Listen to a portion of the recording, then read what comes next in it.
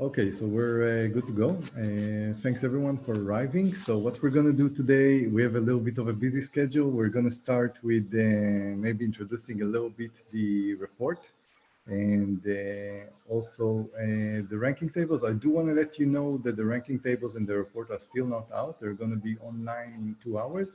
We're going to send a newsletter to everyone, so you will know when it's out.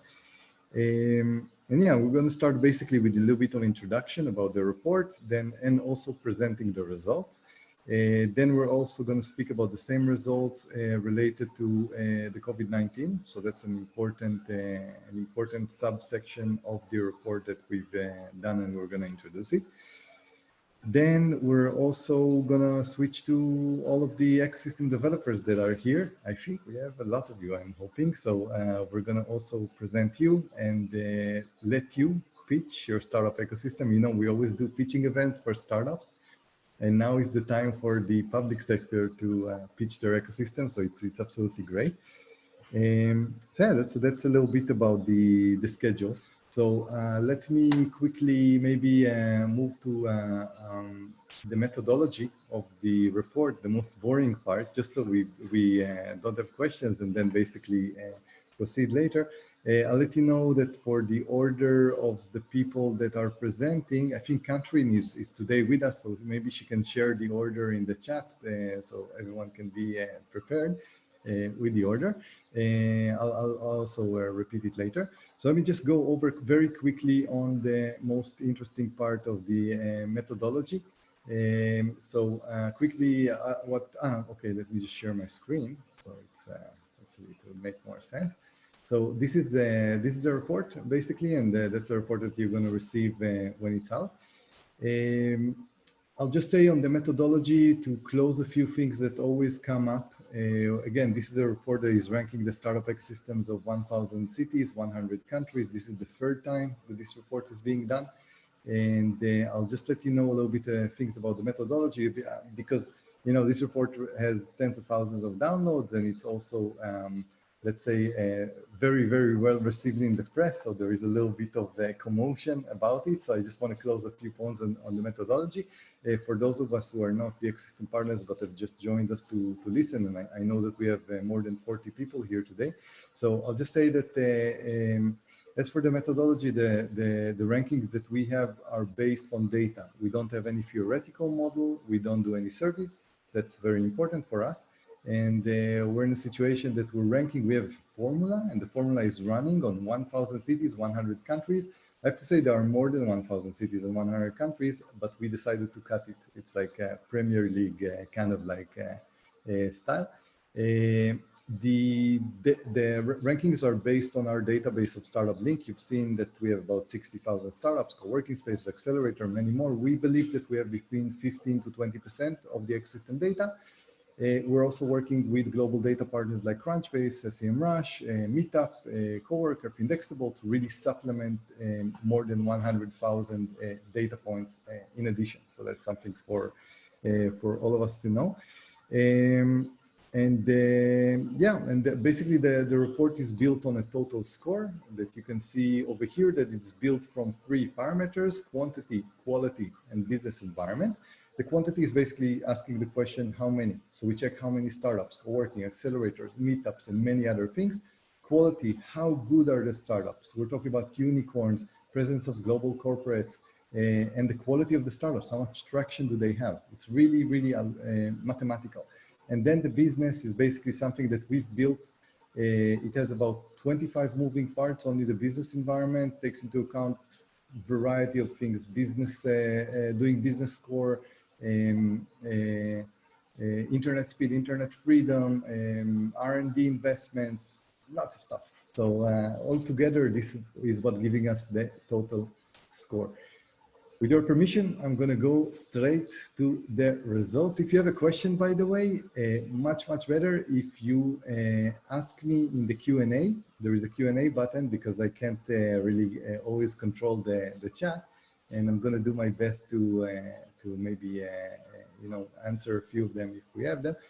We're going to go to the rankings. I'm going to go to a hidden part of the site for the rankings, so it's not online yet. Those are the rankings for 2020. So I'll just maybe quickly skim through the countries, just to tell you about the most interesting things that we've identified in the countries, and then we'll go to the cities. So a little bit about the countries, no surprises here. United States is number one, absolutely no change.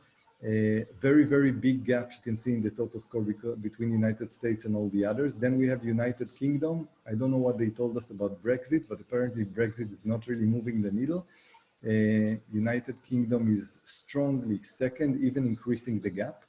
The first change that we have, and I think our friends from Tel Aviv would be happy to hear that, is that Israel is now ranked, switched places with Canada, and it's now ranked number 3 in the world. I have to say that the country section takes into account the quantity of population, how much population it is. You will see a lot of small countries that are very high here because it's almost per capita. So per capita, Israel is doing great at number 3. Canada is still doing great, but number 4. We have a big jump from Germany. Usually we don't see jumps like this in the top 5. So now Germany is top 5 with a big jump. Australia had a little bit of a disappointing year, sliding by 2 spots. This is the total score. This is where they're ranked now. Good year for Spain, disappointing year for Sweden. Sweden startup ecosystem is really good, but the latest momentum has been less favorable. Estonia had a really good result. It's now number 11 in the world. For such a small country doing so much impact is pretty amazing. The biggest change that we have is because of an algorithm change. We now have China at number 14 in the world, jumping 13 places. Again, this is a country of 1.3 billion people. Absolutely amazing, amazing score from China, going up so much. If this pace continues, I don't know what's gonna happen next year. Lithuania went up by 3 and now 15. Great results for Lithuania. Singapore also great result, going up by 5. Brazil, very interesting result, jumping 17 places. Brazil is the only Latin American currently leader there is in the world. Not so good results in Denmark and India, both of them going down by 6. Very interesting to see a new country in the ranking. As you've seen, what happened in Asia is we've seen an increase in Asia because of the change of the algorithm. Now we have a new country, Taiwan, number 30 in the world. Amazing jump, really interesting country. So an ecosystem we're very, very excited about. Other than that, we have nice score from Bulgaria, great score from Norway, although it's way, way behind all the other European, Scandinavian countries. Good results from Slovenia, from Latvia, from Hungary, and from Croatia as well. A little bit of disappointing results from Mexico, and also Colombia decreased a lot, and Thailand as well. Let's just see if we have something super interesting on the second page. You can go through this later. I'll just mention the big interesting stuff happening. Malta had a great year, jumping 28, now ranked 61 in the world. There is a new country, an additional new country, Liechtenstein, ranked 69 in the world. So a very interesting result. Very nice jump from Bahrain at 20. 20 jump, 20 spot jump to be 75 currently. A few interesting other things that happened. I'll just mention the new ones. Panama, new. So welcome Panama. Cape Verde, also new. Kuwait, Mongolia, Somalia, Guatemala, Honduras, and Nepal is closing the list. So we're very happy about that. We're going to switch quickly to the cities for a few of the most, and again, we can't, of course, we will not do 1,000 cities. We're maybe going to skim through the 100 just to see.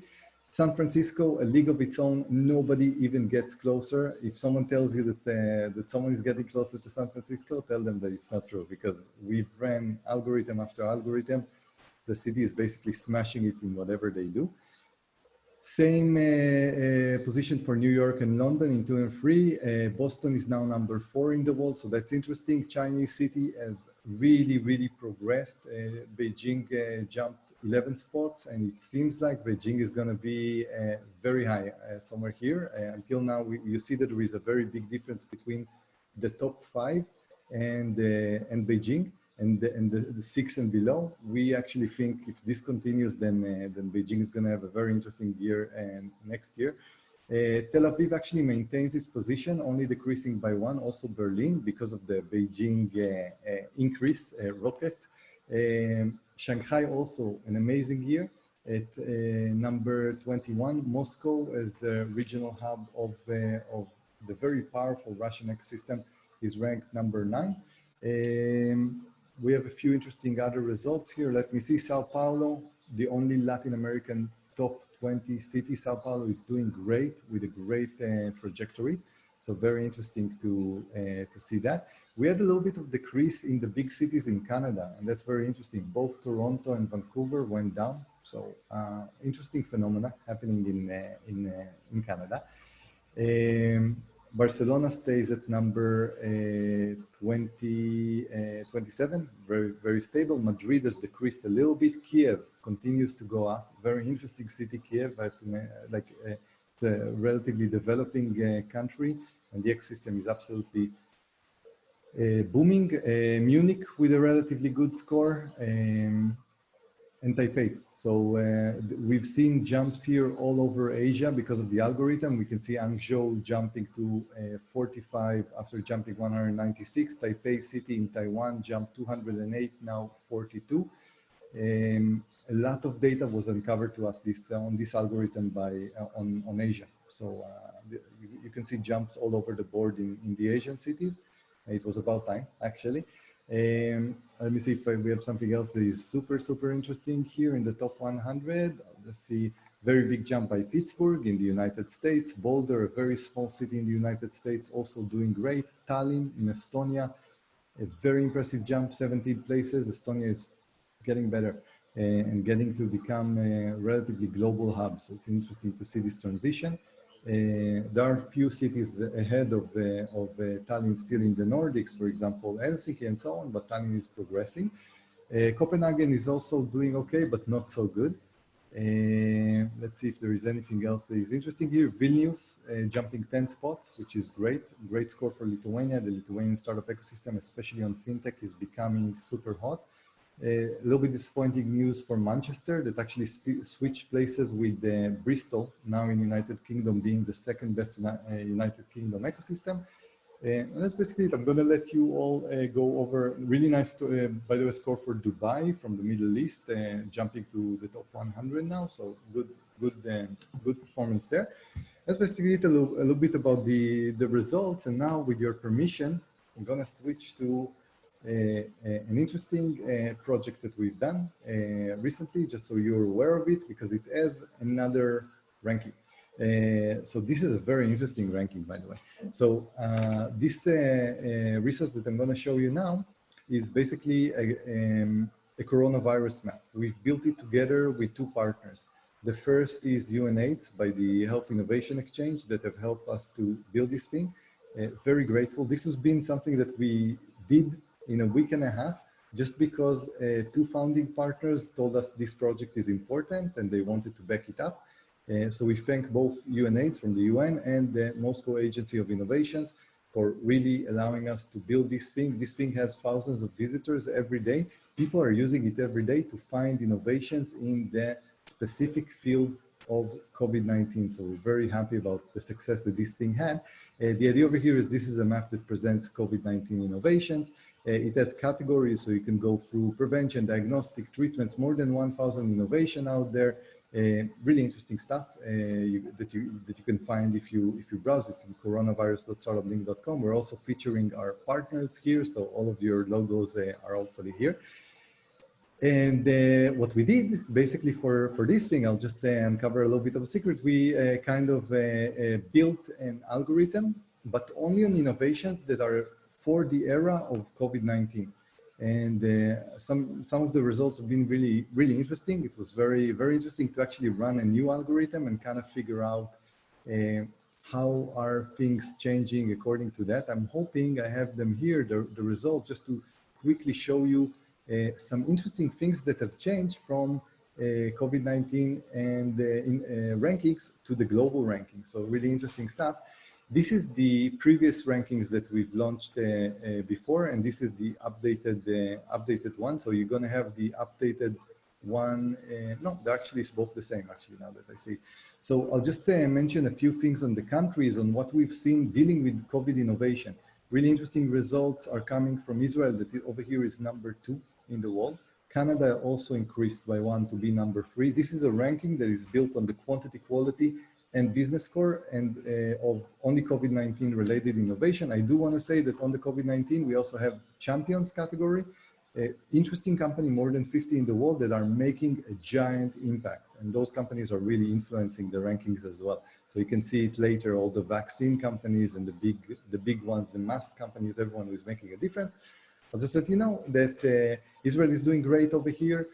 Belgium, absolutely low on the global ranking, is doing amazingly well. By the way, what we've seen, the bottom line has been here that the more severely the country has been impacted by COVID-19, many chances is that they're going to overperform on innovation. That was absolutely an amazing thing to see, that basically the more severely it was affected, the better the innovation is. And that's good news. Maybe COVID-19 might jumpstart a few ecosystems that were a little bit sleepy. For example, the Italian ecosystem, #8, much higher than its global ranking. It's about 25 in the global ranking. Estonia is doing absolutely great on COVID-19, so that's great to see. Switzerland as well. We have great results also from Singapore at #11, China #13, Croatia is doing amazingly good here at #14, Taiwan #17, and a few African countries as well. Nigeria and South Africa are actually ranked very high here in comparison to their rankings in the global rankings. So I'll just tell you that we will share the results for this as well with you, when we send the newsletter. So you're going to have 2 sets of results for your cities and countries. One is the results for the global, and the other are the results for COVID-19. I hope you can spread the news. One of the reasons of why we are doing this report and the ranking is to allow you to communicate your ecosystem nationally, globally. We believe ecosystems must be celebrated. We believe ecosystems must be marketed. If you're building a product, an ecosystem is just like a product. If you're building a product and you don't do marketing for the product is probably not gonna be that successful. So the idea is that one of the things that we've seen a lot of ecosystem developers and a lot of entrepreneurs as well doing is promoting as much as they can their ecosystem. Because if you promote and celebrate your ecosystem, even as an entrepreneur or an ecosystem developer, people will arrive and you will be much better off. So that's kind of like the idea about that. Good. So I think we're pretty much done for the presentation part, and now we can move on to the part about introducing you and giving 5 minutes to each ecosystem developer to pitch, because we're always, again, expecting the startups to pitch. Why? Let's give the public sector a little bit of a pitching platform as well. This is entrepreneurship after all.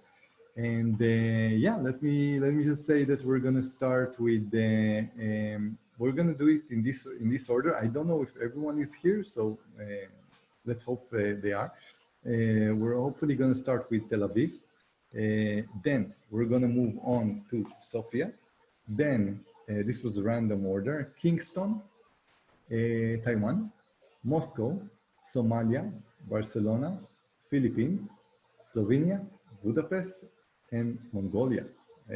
So we have some interesting locations here. Yeah, so let's basically start. I'm going to try to locate Michal from Tel Aviv Global to be the first one pitching for Tel Aviv. So thanks, Michal, for raising your hand. Very easy to find you among the 50 people here. So just a second. I'm hoping that it could work.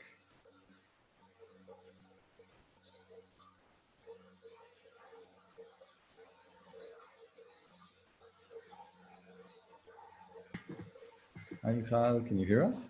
Yes, of course. And Yes. Okay. We can see now you, you and can see also me as well. yes. Okay. So good, good. So thank you for arriving straight from sunny Tel Aviv, and True. You can see the beach behind yeah, me. you have an amazing office. That's absolutely great. Good. So we wanted to first say that Tel Aviv is one of the top 10 cities in the world. In this ranking, it went down by one, but Beijing, what can we do? Went like a juggernaut and passed about 20 cities. So maybe Michal, you can tell us a little bit about the ecosystem, anything that comes to mind on what's interesting about the ecosystem of Tel Aviv, and what can the others that are here, what can they maybe learn a little bit about it? Okay. So hi everybody, and first of all, congratulations on the report and another edition, Yeah. especially on the coronavirus edition, since it rocked all of our world and affected all of us. But specifically, I want to tell, I don't know how well people know the Tel Aviv ecosystem, of course, leading in one of the top 10, but we have to remember that it's still one of the smallest in size.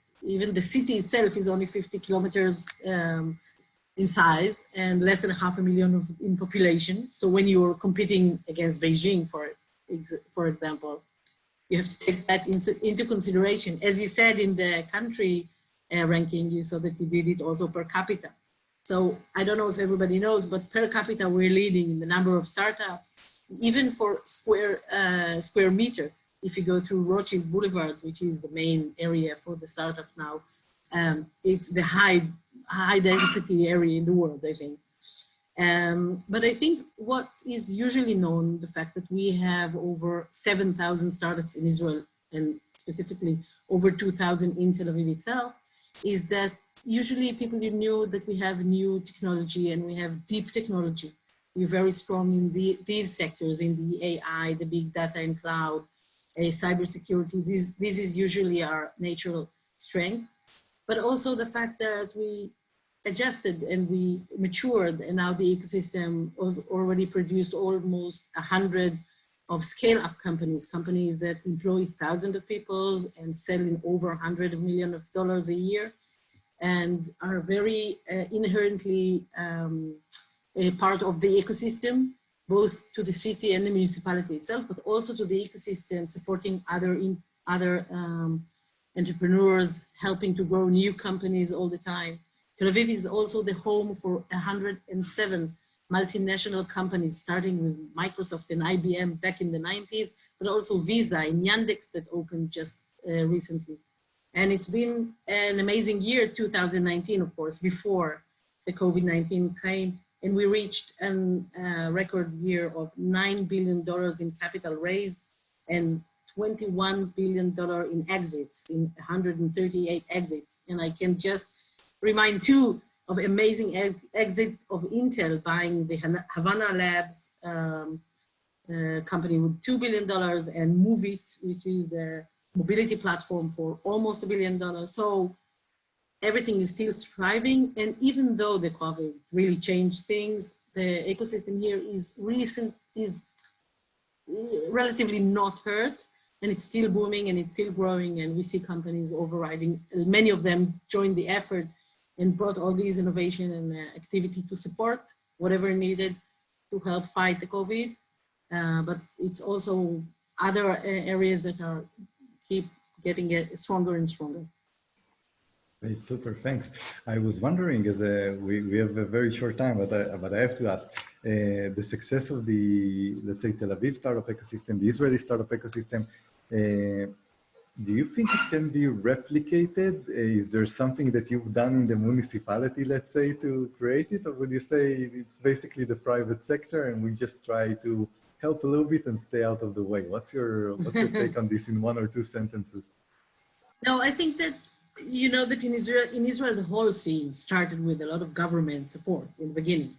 And true, the private sector took a leading part, and now it's mostly private. But as we see it in the municipality, our job is to support and help those places the private sector misses. We need to increase the diversity for example, of the people participating in this ecosystem and taking part and enjoying it, mostly to enhance the strength of all the society in Israel.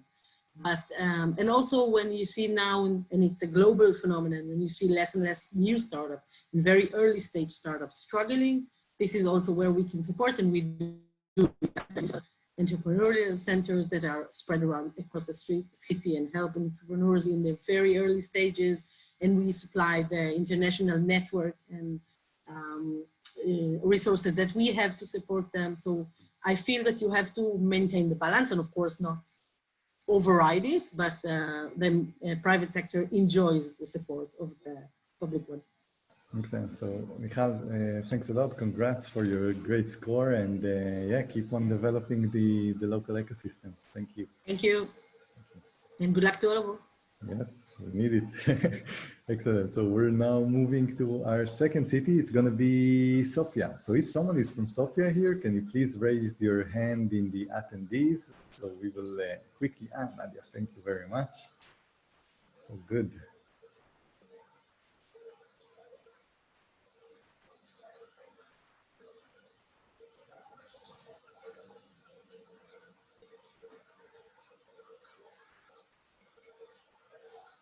Excellent. Hi, Nadia. Hello, can you hear me? Yes, yes. So, Nadia, great to have you with us. You're from the Sofia, of course, the Innovation and Investment, right? The agency over there in Sofia. So, it's complicated. Let's say I represent the Sofia municipality, and we just created a new unit dealing with digitalization, innovation, and economic development that includes startups. So.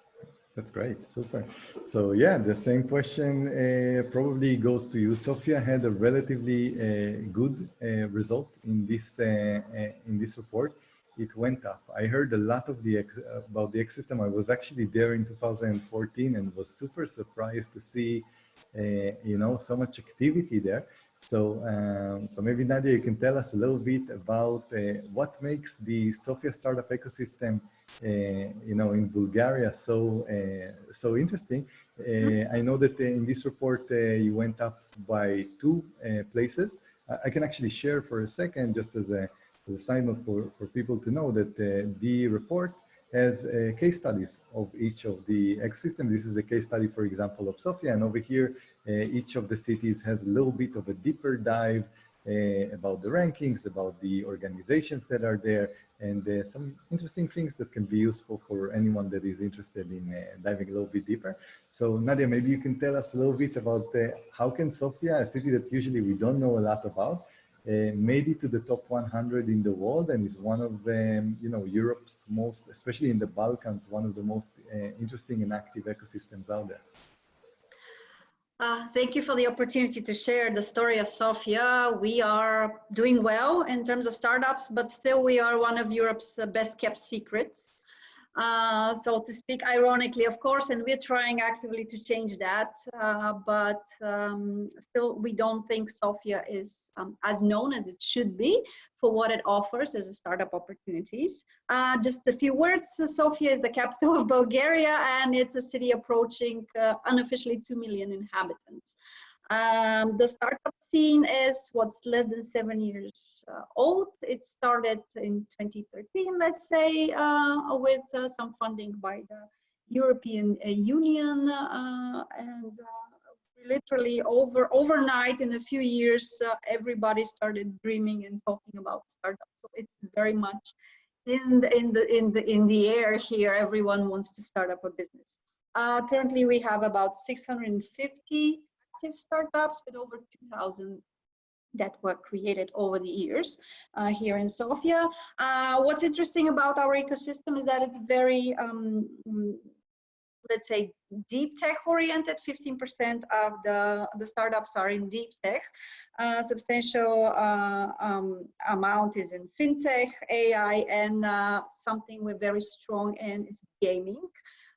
We have a lot of game development companies here, and a lot of startups that are also in that area. About 1/3 of our startups are actually founded by foreigners, which makes us a regional hub. we like to think here on the Balkans, and not only, of course, a lot of the founders are from the rest of the Europe and increasingly the world. We have a very strong startup association. They work very well with the government, and I could say the government is very aware of the problems of the startups and trying to solve them actively. And going back to the question for Tel Aviv, kudos, by the way, Tel Aviv, we've always looked up to you and admired. Back to the question, should the government, did the government create the ecosystem, or it just didn't matter with? In our case, it's more like, yeah, it happened. It happened because of the strong IT skills that we have here, historically, I would say. So a lot of the first, let's say 15 years ago, we had a lot of the multinationals moving in with big offices, and then people working for those companies in a bit, and then saying, hey, I wanna go out on my own and do something that's mine, and funding was available. It still is. So that's what made it easy. The government was initially not there to support, but not there to hinder either. And just in the last few years, we as a government decided to support with education and with attracting talent, which were the major problems for the startups, of course. As I said, the education here in Sofia, we have over 100,000 students, and 42% of them are in STEM fields. So that's 23 universities, so that's a strength. And 50,000 people work in our ICT sector, which is also strength of Sofia. And one number I would like to brag about is 30% of those employees are women, and some of them do go out and become founders as well. And we like to encourage that. The gender gap is not something we struggle that much with here in Sofia. And there's a Sofia Tech Park that opened 3 years ago. And now the Sofia University, the oldest university in the country, is building an AI center of excellence here. And it's going to be with big data. Yeah. Amazing. Wow. No so unicorns Sofia, so far, but we think it's a matter of time. 2021, we're going to meet in the next time, and you're going to present your first unicorn. Really great that you're top 100 city and from an unexpected place. So that's really great. And yeah, it's a vibrant ecosystem. I heard a lot about it, and definitely I have a few friends, 2 friends that have relocated to build their company in Sofia. So I'm very happy that you are all supporting them. So Nadia, thanks a lot for your time. Thank you. Thank you. Okay, we're moving on. Now we're going to go to, let me see, I think it was Taiwan, but I'm not sure. Was it Kingston or Taiwan? Let me check. Maybe Catherine can help. It was, let's agree, whoever is ready from Kingston or Taiwan, raise your hand, and I will promote you. Betty from Taipei, Taiwan, super. So we're gonna go for you. Excellent. Andrew, you're gonna go next. I just saw you now, so you're after Betty.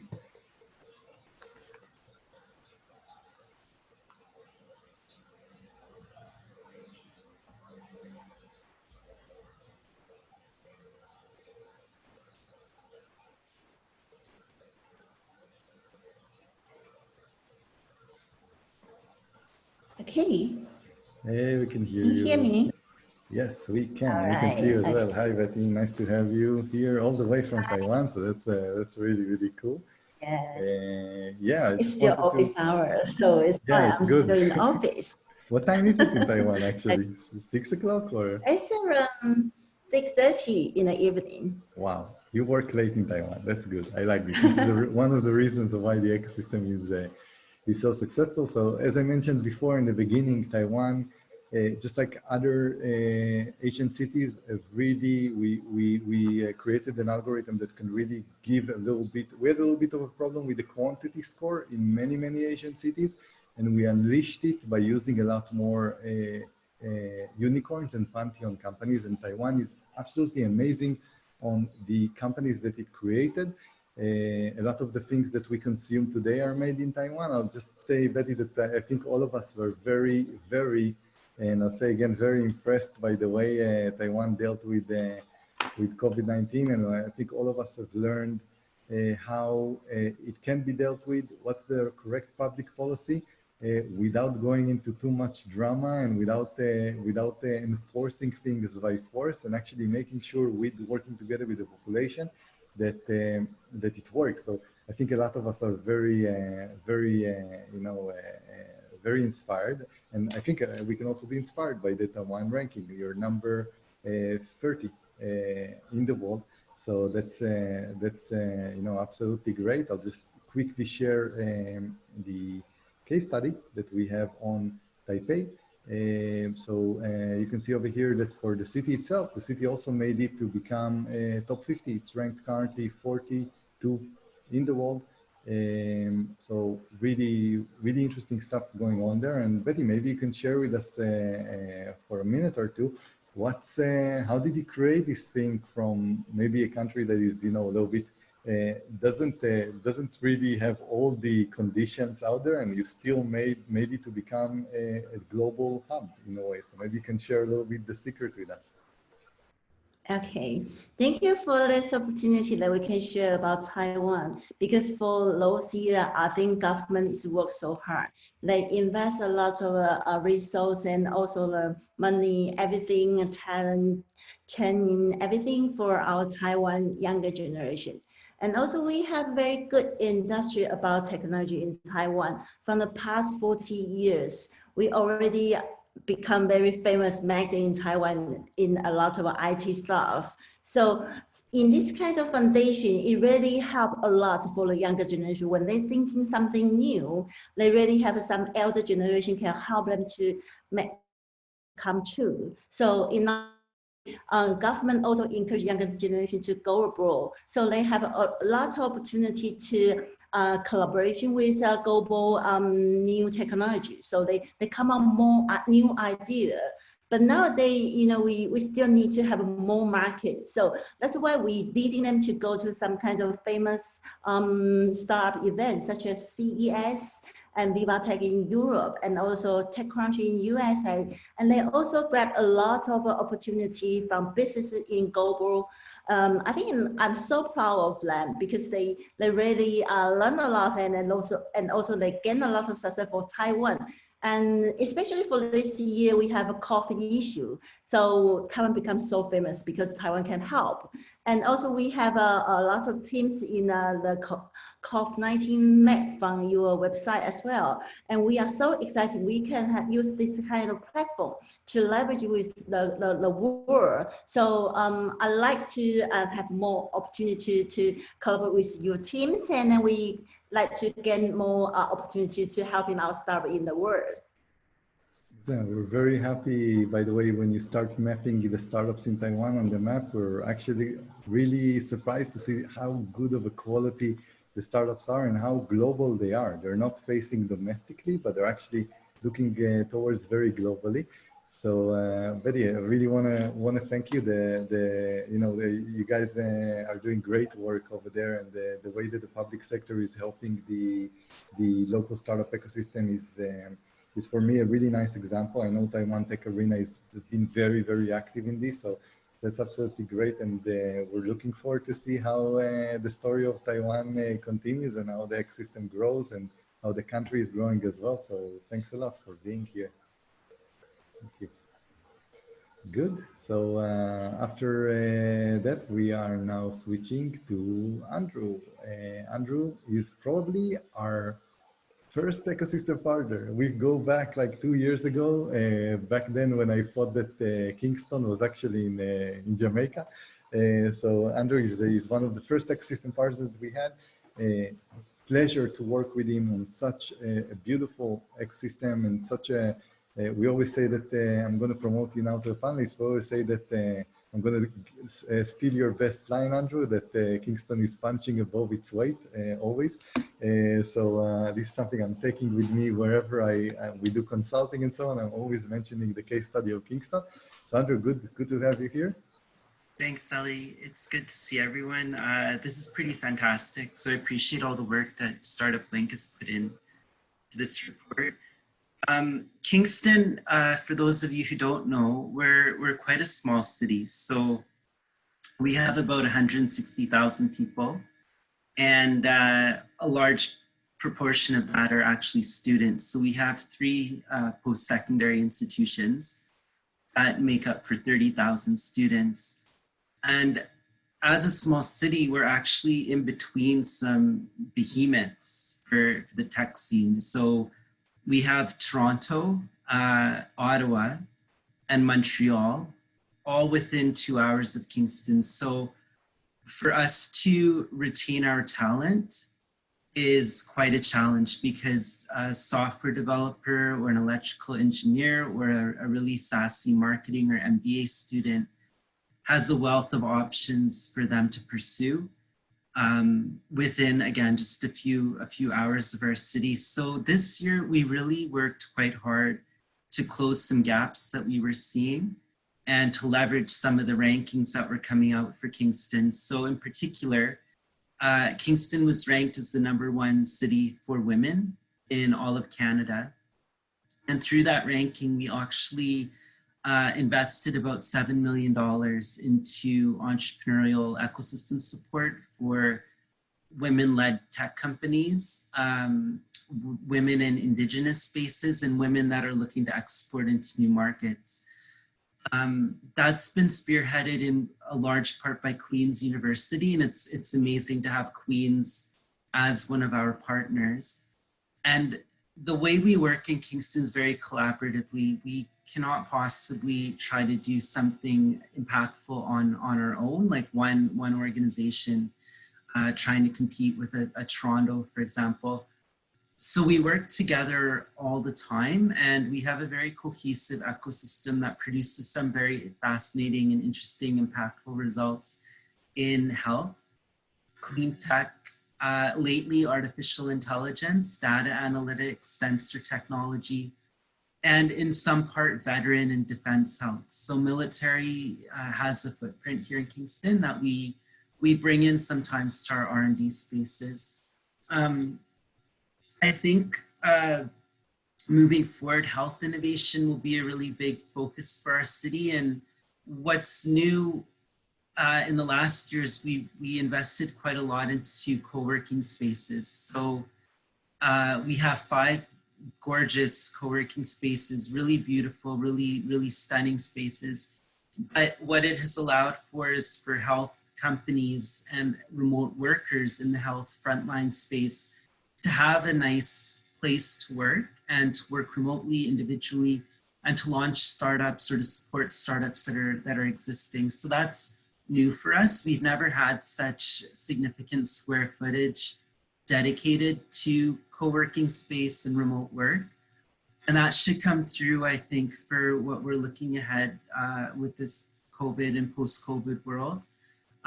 We're hoping that because organizations like Uber and Shopify, Airbnb, et cetera, have said that remote work is going to be the way of the future, perhaps this is time for Kingston to kind of stand out and shine, because it is a gorgeous city. It's absolutely beautiful. And we have this new co-working infrastructure to land those companies and to land their remote workers, and to solve the challenge I spoke to earlier with retaining students, because now the students can graduate, stay in Kingston, work here, and they don't have to move to Toronto or to Los Angeles or wherever we were originally losing them to. Not to say anything bad about those ecosystems, but we would like to keep some of our talent. Nice, that's absolutely great, Andrew. And Kingston continues its advance. It's 144 in the world. Again, it's a very small city, very close to Vancouver and to Toronto. So we're talking about a city that can... Ottawa and Vancouver. Yeah, sorry, Vancouver's on the other side. On the other side, right. So it's really nice to see that as a small city, you manage not only avoid the brain drain, but to also get a lot of interesting entrepreneurs to arrive. And Queen's University, again, the way that you work with the university is one of the most inspiring things that we've seen. How effective it is. Usually universities are so sleepy and passive, and you guys are, together with your organization, the Economic Development Corporation of Kingston, are doing absolutely amazing work there. So Andrew, I want to thank you a lot, and thanks again for this cooperation Okay. that we have for years. Thank you as well. Thanks, man. Thank you. Good. So we're now switching to Moscow. So Kirill, I'm hoping that you are ready. Just a second. Let me locate you. Yes, right. Let me just say who is after, so we can kind of also arrange the order. We're going to have after Kirill Nishant from representing Somalia. We're going to have Serhi from Barcelona, Katarina from QBO from Manila. Then we have Nina from the Slovene Enterprise Fund and Vivian from Budapest, and also Yuri Bold from Mongolia. So looking forward to that. We kept you last because it's the most interesting country. I always wanted to go to Mongolia. So quickly I'm moving, letting Kirill to the panelists.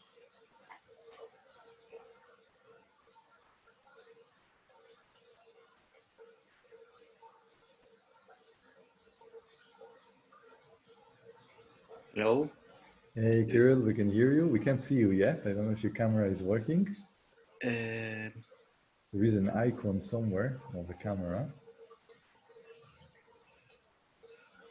I have just the sound, you know. Okay, that's good. I've seen him. I've seen Kirill before. He exists, so I can confirm. Well, it's better to have the camera. Can you let me in? So. Yeah, you know what? Let's try to let you in again. And maybe if you want, you can also change the device and let me quickly see. So I'm going to wait for Kirill for a second. Let's see if we can work on the camera. If not, we're just going to skip Kirill, go one up, and then go back to Kirill. So let's see. So Kirill, if you're with us, raise your hand. And if not, I'm already preparing Nishant from Somalia to sub for Kirill. So Nishant, you know what? Maybe we can start with you. I don't know if you're here, if you can raise your hand. If you are, okay, super. Let me just do a last check to see that Kirill is not here. Okay, we'll give him a little bit of time. Just a second. Okay, Nishant, we're gonna, Kirill, you're here, but I already promoted Nishant. So we're gonna do Nishant and then Kirill, prepare, you're the one after. Okay, Nishant, so let's see if we can hear you and see you. Yes. Hey everyone. Hey, hey. Good to have you with us. So you're representing a very interesting country. We're surprised, to be honest. Nishant is working in the Response Innovation Lab, an international organization. By the way, I want to tell everyone, one of the blessings that we have in startup ecosystems is that, let's say, less developed ecosystems that don't have the resources to really develop the ecosystem are receiving a lot of support from international organizations. The Response Innovation Lab is one of them, and they have branches in many places, in Somalia, in Jordan, and so on. So really great work, Nishant, that you guys are doing.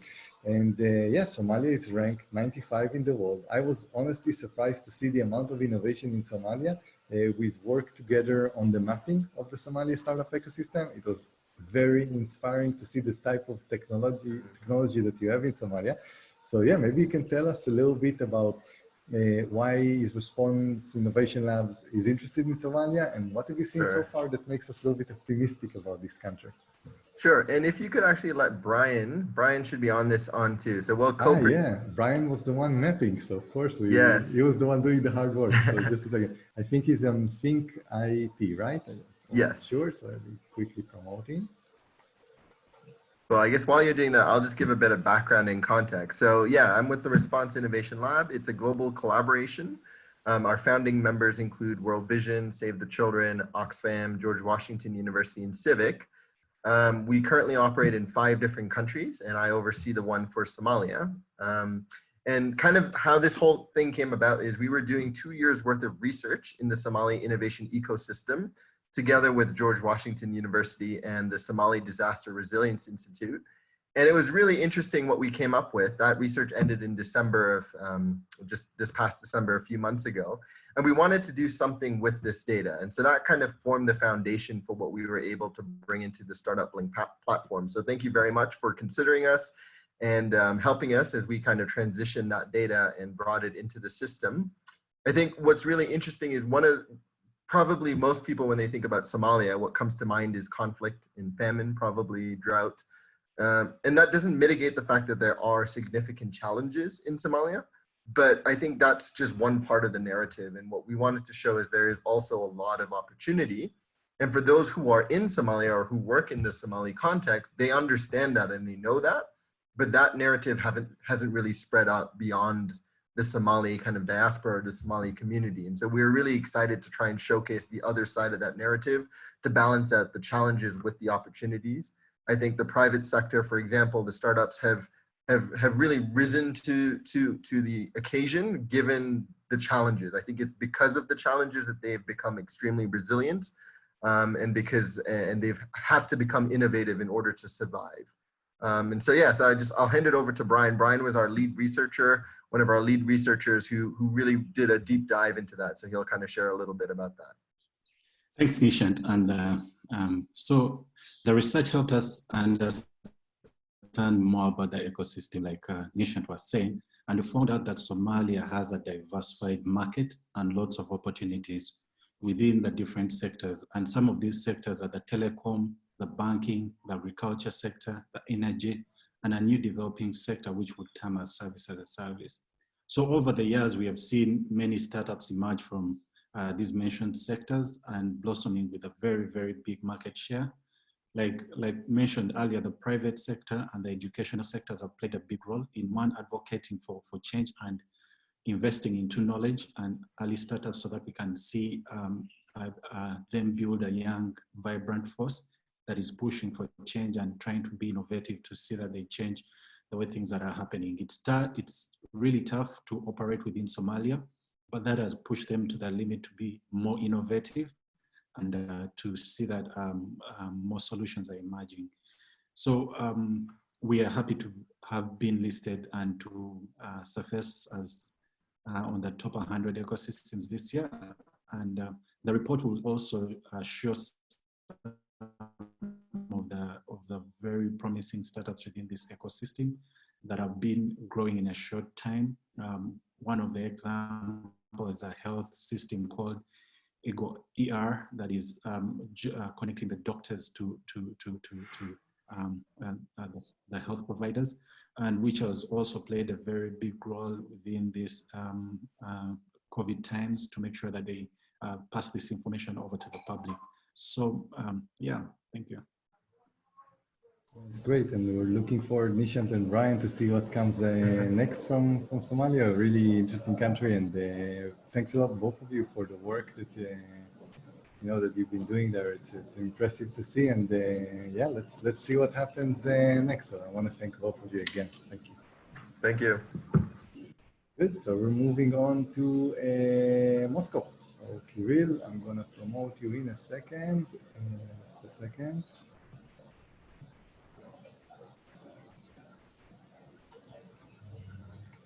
Find you.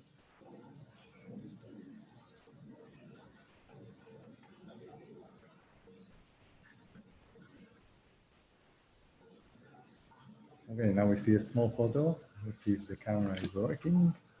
I think Yes. everything is okay. Hello, That's my friend. great. Super. Cool. There is a very nice geography, as I see, from Mongolia to Somalia. Yeah, we have all over the Taiwan, world. to Taiwan, yeah, and now Moscow. Yeah, So- it's impressive, Ali. Congratulations to everyone. I'm happy to see so many people safe and healthy and ready to promote further their ecosystems. I don't want to bore anyone with long introductions because everybody knows Moscow. Congrats also to the people who talked before me. Ms. Mikaeli, of course, Tel Aviv is impressive. It is not at all replicated. You cannot replicate it at all. But what's our strategy?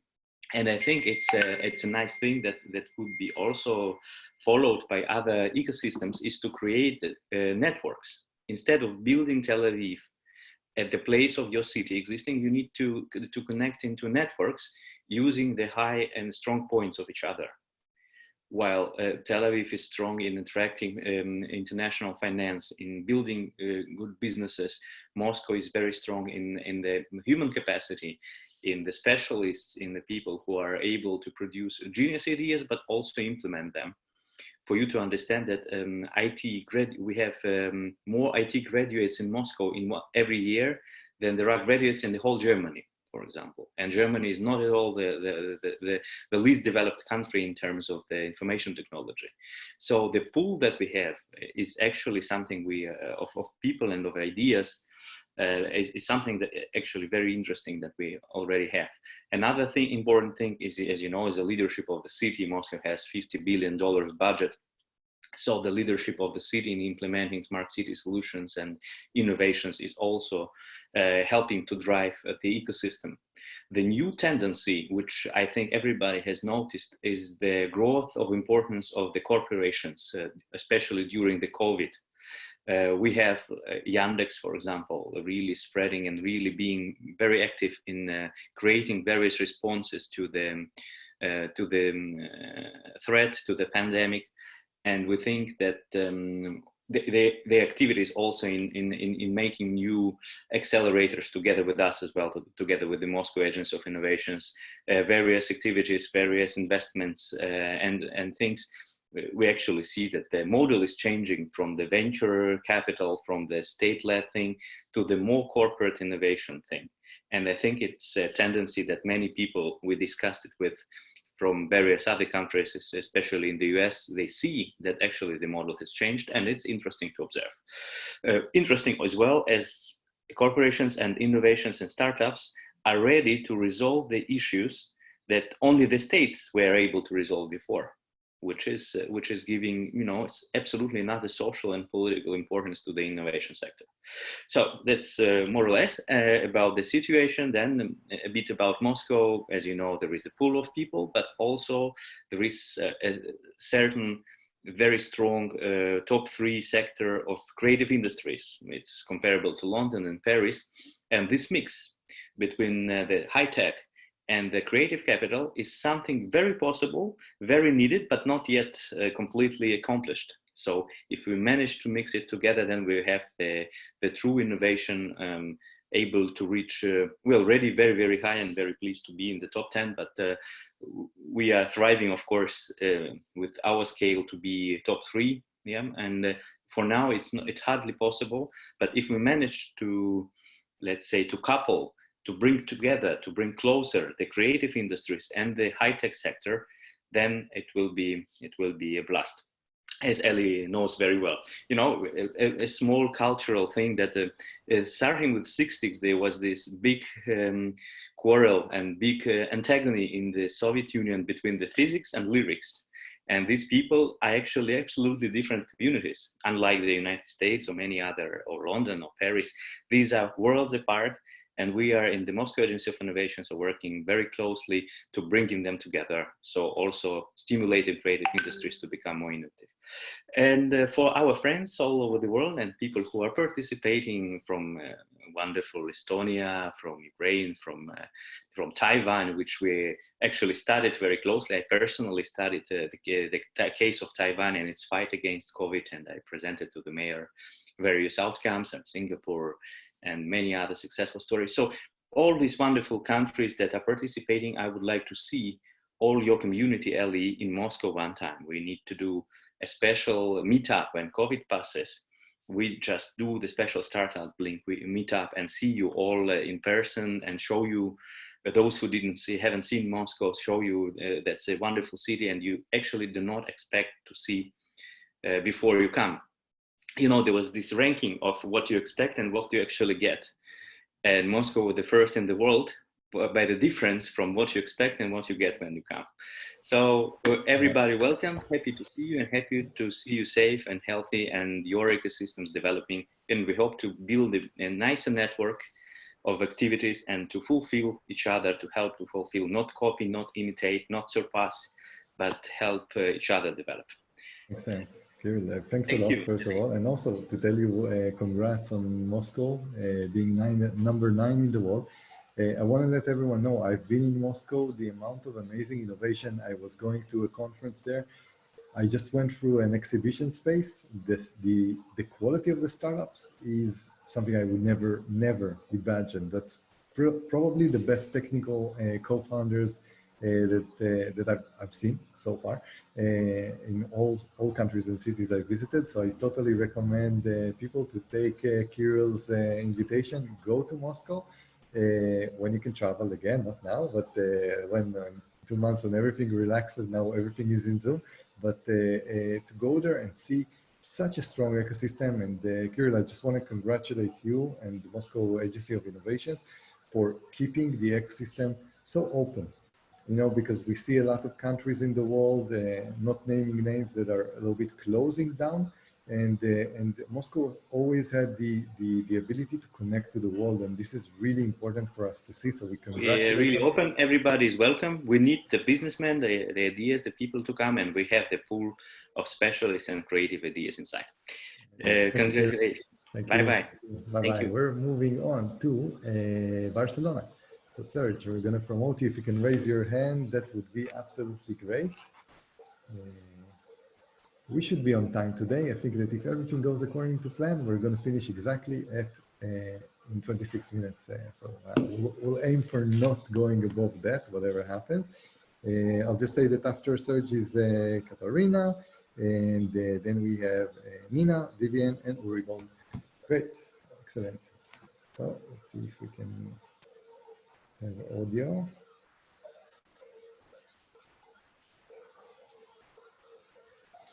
Sergey, can you hear us? Can you see me? We can't see you, but we can hear you. There isn't a camera icon, so now we can see you. Okay, super, wow, nice graphics. Wow, everyone has a great background today. Super, so Sergey, thanks for arriving. Thanks for being with us and working together with Startup Link. Barcelona kept its position, actually widened a little bit the gap, 27 in the world. Now Madrid went a little bit down. I'll just say that for me, it's a very interesting case study of a city that is not a capital city, that is overperforming and is the first nationally. So it was always an interesting case study. And by the way, Spain is super blessed with having 2 cities in such high location. That's the only reason why Spain is number 9 in the world. And if someone is asking me why is Spain so high, we tell them they have a very strong capital city. In addition to that, they have another city that is even higher. So Sergey, maybe you can tell us a little bit about how did Barcelona become such a successful ecosystem? Thank you for inviting me. Well, Barcelona has always been a very powerful engine of creativity and work. We're very hardworking here. So I think there is a lot of things that combined makes us a flourishing community. It's a very nice city to live. According to some studies, it's the 4th preferred city to work in the world after London, New York, and Berlin. It has a lot to do with our culture. As you see here in the background, you have a Gaudi architecture. There's a lot of creativity and innovation. We have mountain, we have beach, a healthy lifestyle, a lot of sports, and a lot of sun. That attracts a lot of people, isn't it? So in that environment that's so healthy and nice, we are also hardworking, as I said. Not only we are open to innovation and to international communities, we are open-minded and we're always global and well-connected, but we also have here a very strong ecosystem. And Barcelona has been one of the main cities of the most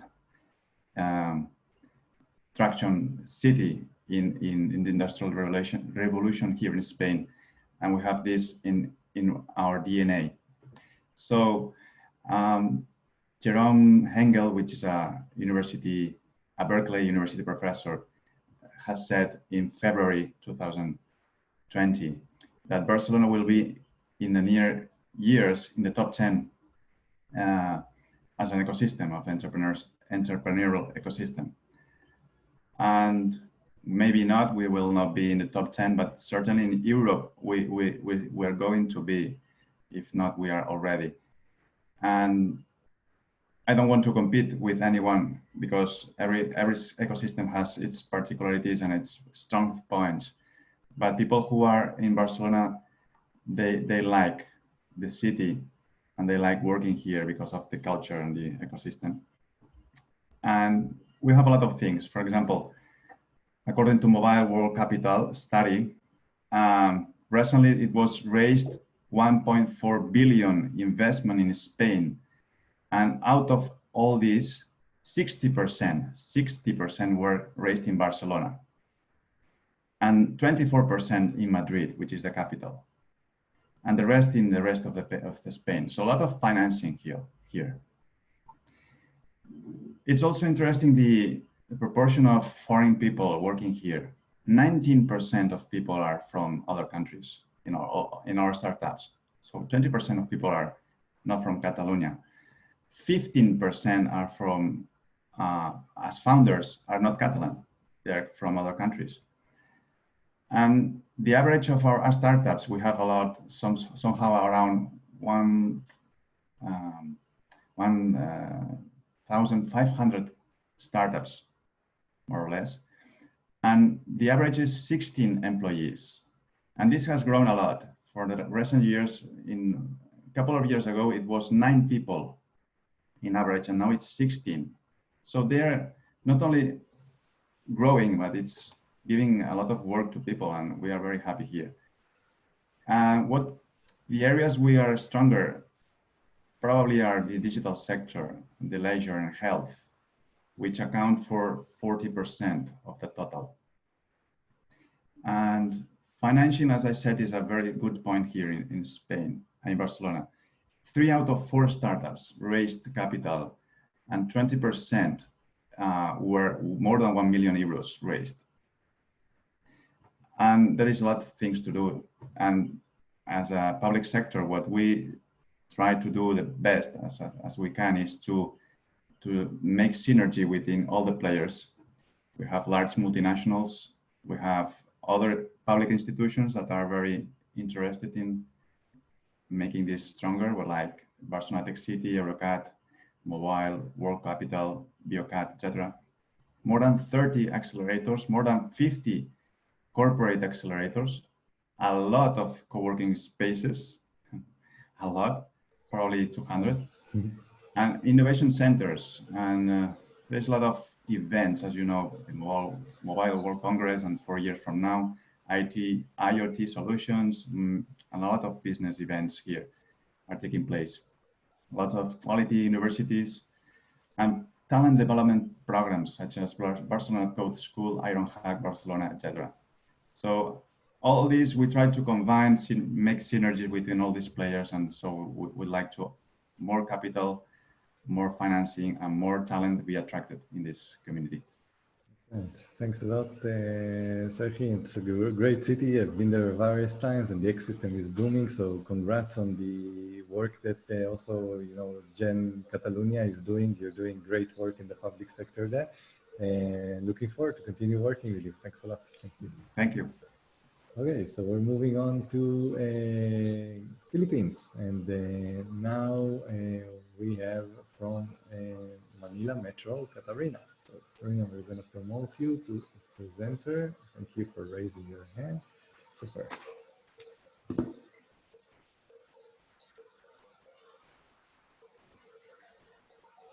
Hello. Hey, Katarina. Hi, everyone. Good. Hi, Katarina. Good to see you here. This whole meeting has been like a virtual world tour. I'm getting, right?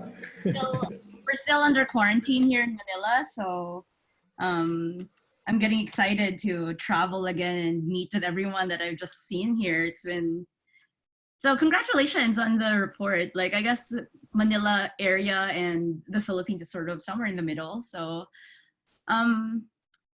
yeah, maybe you can tell us a little bit about, basically a lot of people are thinking about the Philippines, and Manila is kind of like an outsourcing, a lot of outsourcing remote work and so on. We were really surprised actually to see the rankings. Like you said, it's relatively high rankings, good momentum for the Philippines in general. We've seen an increase that continues for 3 years in a row. So it seems like the economy is moving a little bit away from the let's say, freelancing, remote working, to actually building really successful startups. So we're kind of wondering, how did you do it? What's the story? What's going on in Manila and in the Philippines?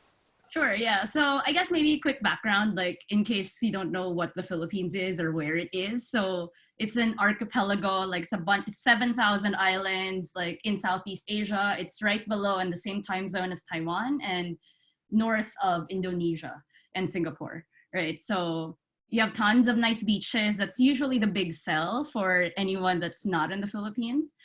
In terms of the economy, it's the GDP is around $300-400 billion a year, and per capita it's around 3,000 to 4,000. So in that range, right? So definitely smaller than Singapore, like and things like that in the region, but in around the same league as Indonesia, Thailand, things like that.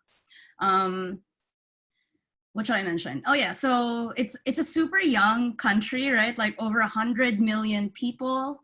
Median age somewhere in like 23 to 24, almost all English speaking. And so I guess that's I guess what makes us a bit different from a lot of our neighbors, right? Like it's fully English speaking. Catholicism is the main religion here. I guess Barcelona came before me. The Spaniards kind of took over this whole part like for 300 years, so that has something to do with it. And yeah, it's a very techy country too, right? So very, I guess the being young has a lot to do with it, but I guess in terms of, so you mentioned like the tech sector and sort of the outsourcing work, that is still a big part of the economy. Services is more than half of the sort of industry here, right? So, so those things are all definitely kind of a big part of it also. So yeah. Like, and I guess we, you know, at some point in time, like, I don't know, maybe 10, 20 years ago, like the Philippines was the texting capital of the world. Like we sent way more texts than anyone. And like, I guess that's translated into, in the new age, right?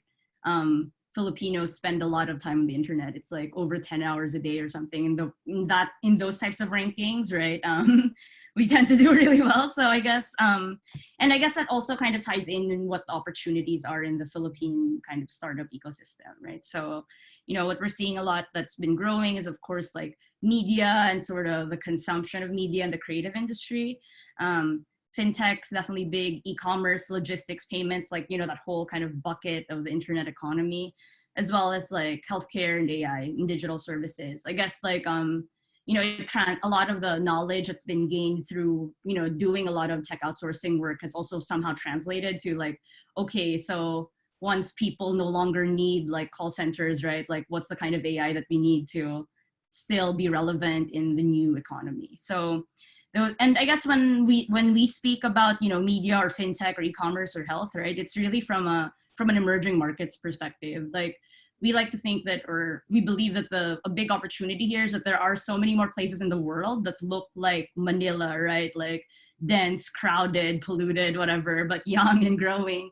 And you know, then maybe, I don't know, right? Like Toronto or Palo Alto or some of these like really nice places we have heard from today. But anyway, like, yeah, so, but so a lot of the startups here are working on sort of, and I think an opportunity here also, if you want to enter the Philippines, right, would be things that are solving these types of emerging market problems. So if you think about like a crowdfunding platform, like one startup that's really popular here, right? It's a crowdfunding kind of fintech platform, but it's, you know, to give microloans to farmers, you know? So think of like how you could twist like the same idea, the same tech, right? But applied to a different kind of market or demographic. I think that's a really interesting opportunity in the Philippines that's really manifesting itself also with this whole pandemic.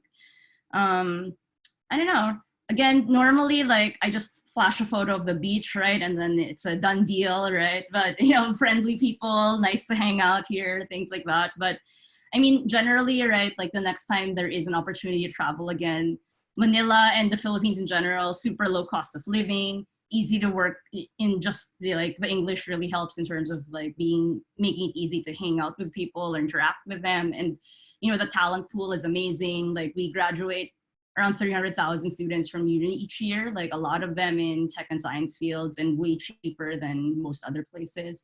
So I guess those are the big draws, or like, and then from obviously most of our work is really with supporting local startups and growing our ecosystem and increasing collaboration.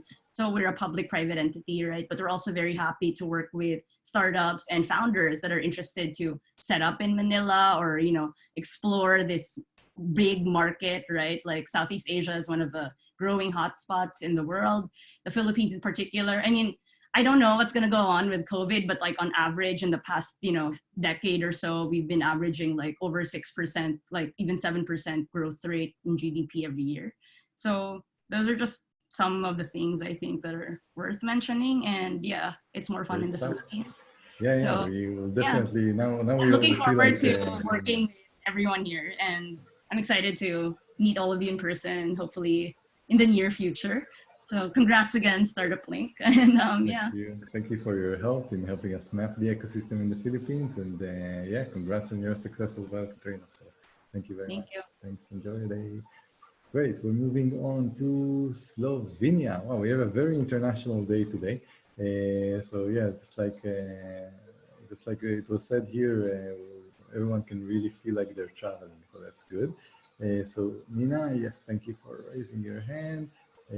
Good. So we have 3 more to go. Excellent. Good. So I'll just introduce a little bit about our next speaker. So basically, our next speaker is Nina from Slovenia, from Slovenia Enterprise Fund. Hi, Nina. We can see you. Super. And Slovenia had a great year this year. It actually went up by 12 locations. Surprisingly or not surprisingly, we invited a lot of people here. Some of them went down substantially. So it's very interesting to see that we have the success stories here. This happens every year. And this year, Slovenia is really a success story, jumping 13 places. Interesting ecosystem. So Nina, maybe not a lot of us know that much about the Slovenian ecosystem. So maybe you can tell us a little bit about it. Yeah, thank you. First of all, congratulations on the report from me too. We're very pleased with our ranking and the jump that we've achieved this year. We're very happy about that. I mean, Slovenian Enterprise Fund is a public institution owned by the ministry. So we're a national institution. We don't represent a single city. We represent the whole of Slovenia, and we cover the whole of Slovenia, but we are small. The whole of Slovenia is just 2 million inhabitants, so there are some cities, a lot of cities bigger than that. The 2 cities that are on the list, Ljubljana and Maribor, are actually very small. Ljubljana is around 300,000 people, and Maribor is around 100,000 people. We at the Slovenian Enterprise Fund, we not only do the financial incentives for the startups, which is startup grant and seed capital. We also had a VC program, the first one actually in Slovenia. We started with the VC program, and we also do the substantive support, which for us, we found out it's very important so that the startups receive the education, the coaching. We do some of the conferences, and there's an important conference in Maribor. It's called Podim. It was just held a few days ago. And we're trying to educate not only the market, we're trying to educate the corporations how to collaborate with the startups, how to invest into startups, and just basically try to promote the whole startup lifestyle and the whole startup mindset in the environment, because there's still a lot of work to be done. But I think the report is sort of not only inspiration, but affirmation for our work. So we're really pleased and really happy about that. Great. Yeah, I was in Slovenia recently. I have to say that some really interesting stuff is happening there in cryptocurrency, fintech. Yeah. It's absolutely amazing to see the things that are happening there.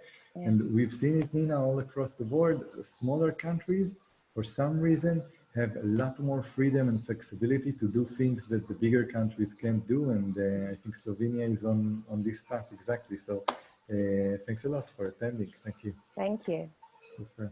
So we're moving on to the last two presenters. I think we have Vivian from Budapest. Vivian, can you raise your hand? And then Uribold. Yeah, yes, excellent.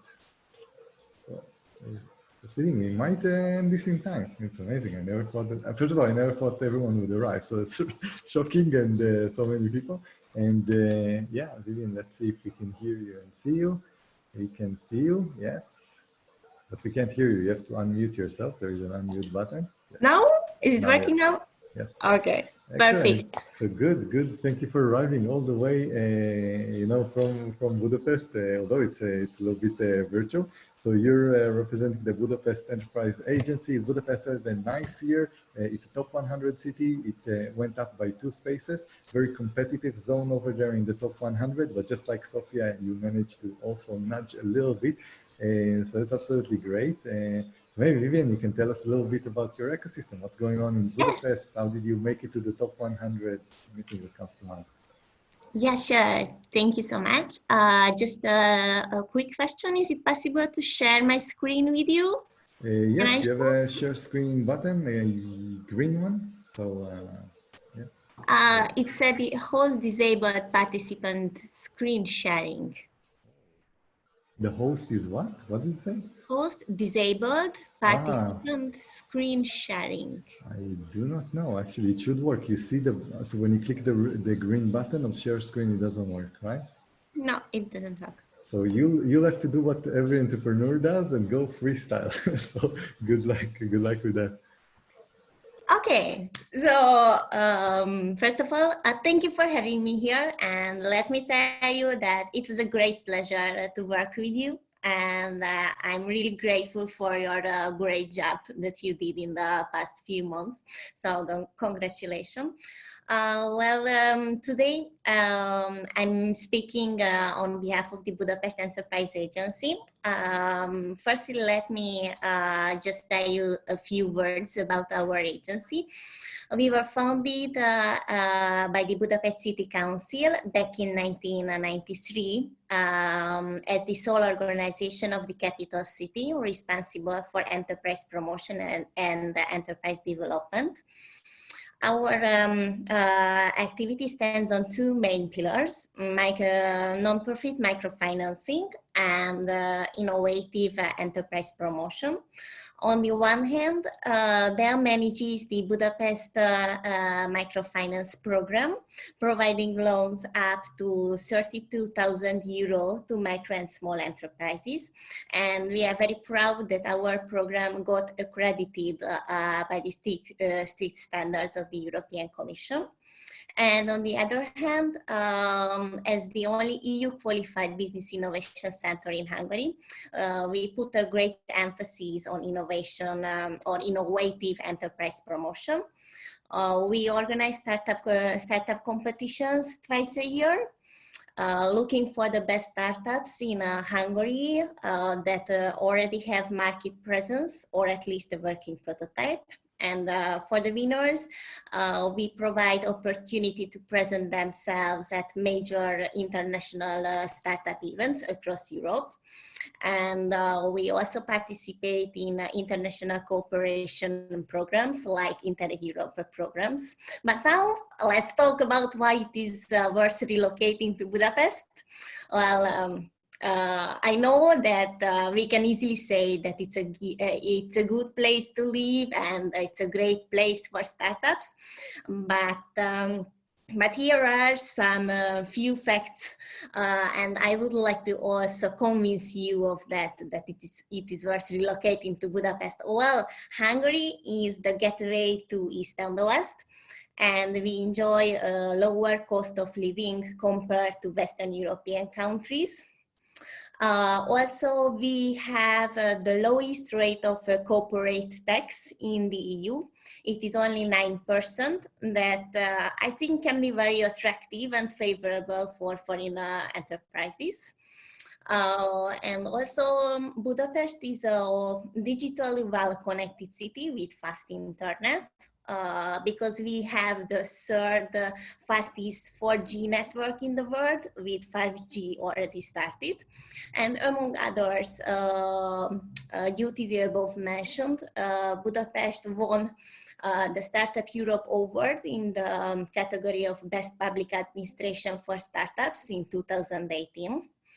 And additionally, Budapest was also named the best European city for British startups planning to move from UK. And according to the EY Startup Barometer, the number of investments to startups in Hungary grew the most proportionately in the EU in 2018. And last but not least, Budapest is considered the fourth most promising city in Europe in terms of foreign direct investment in the ranking for 2020 and 21 of Financial Times. So yes, it's a great place for everyone. Please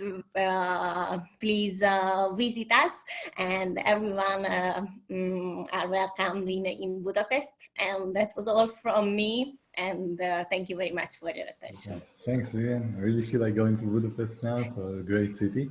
And congrats also for your success in the rankings and your ecosystem. Thank you. Thank you. Good. We're moving on to the last person for today, Uribold from Mongolia, representing the public sector in Mongolia. I kept you last because I wanted everyone to stay there. I know not a lot of us have opportunities to speak with public ecosystem developers. I'm hoping you're still here. Yes, I can see that you're raising your hand. Thanks for waiting patiently, Uribold, and let's hope that everything is working. This is going to be the last presenter for today. So really, 11 people, really impressive turnaround. Uribold, how are you? Hello, how are you? Good, very, very good. So first of all, congrats on the rankings. Mongolia is ranked 93 in the world, a big surprise out of nowhere. And I think really interesting things are happening in Mongolia. So we wanted to ask you, give us a little bit of an overview, what's going on there. Yeah, like I started from bottom, now we're here, yeah. And first of all, thank you for the opportunity to join to this year's report. My name is Uribold. I'm a public-private partnership specialist at Science, Innovation and Industry Agency of Capital City, which is a municipal government agency. So now I'd like to share about some highlights about our city and our ecosystem. So we have 1.5 million population, which generates 65% of our national GDP. And in the city, almost 90% of country universities are located, and 80% of business activities, especially entrepreneur and startup companies, located in the capital city. And the most unique thing about our city is around 66% of our population is young generation, which are aged under 35 years old, which is pretty young. Yeah. In 2017, our agency established UB Innovation Center to promote innovation in the city and to support innovation ecosystem for the young generation. So the UB Innovation Center is a platform for all innovation ecosystem stakeholders. So we provide co-working spaces, incubator programs, and prototype labs, and we host weekly events about startup and innovation. So far, we organized 175 events with the 10,000 participants, and we incubated 17 startups so far. So about the ecosystem, we have around 300 registered startups and 14 registered investors. And we have around 10 co-working spaces in the city. And last 2-3 years, co-working spaces in competitive programs are prospering in the city. And the edtech and fintech sectors are the most strong sectors in technology area. And our city is like the main hub of the country. Like we have half population living in the of the country's population in the city. Most of them are young generations.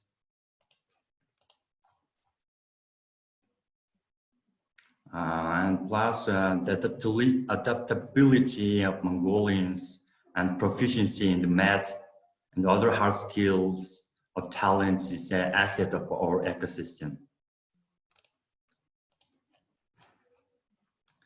Yeah, I think it's all I would like to highlight. It was a good presentation. I think everyone feels like going to Ulaanbaatar now and to Mongolia. So really exciting ecosystem, and Uribold, congrats on the work that the public sector is doing there to promote the ecosystem and to grow it. So that's a very inspiring story. And thank you for attending today. We'll visit you one day. Good. So we're moving on and basically closing this event. I want to thank everyone for arriving. I want to thank everyone for helping, feeding data, taking part in everything that we do. It's really exciting for us. Usually when we do a pitching event, we have a pitching event weekly for startups. We do a voting in the end on who won. We're not going to do this now. You're all winners for being here and presenting your ecosystem. And basically, it doesn't matter if your ecosystem went down or went up. Really, the effort is what counts, and we'll keep on meeting every year. So have a good one. Thanks, everyone. Bye-bye.